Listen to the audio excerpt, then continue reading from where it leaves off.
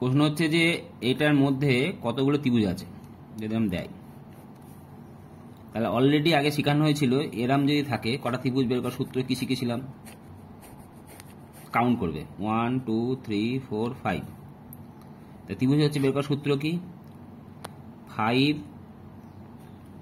Plus 1/2 বলেছিলাম, মানে কত হয় 5 ইন্টু 6/2 মানে কত হয় 3, মানে কত হলো 15। এরকম হরিজন্টাল লাইন কটা আছে 1 2 3।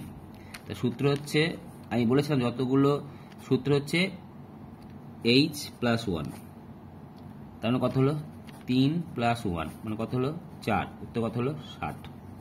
তাহলে মোট ত্রিভুজ সংখ্যা কত হলো 60। তাহলে বের করার সূত্র কি দেওয়া হলো, সূত্র দেওয়া হলো এরকম ধরনের যদি থাকে সূত্র হচ্ছে n into n plus 1/2 into h plus 1, এটা টোটাল সূত্র বের করার নিয়ম, মনে থাকবে। তাহলে তোমরা নিশ্চয়ই বুঝতে পারছো, ধরো এখানে 1 2 3টে 1 2 3 4 আছে, তাহলে কত হবে 4 ইন্টু 4 plus 1/2 4 প্লাস 1/2 ইন্টু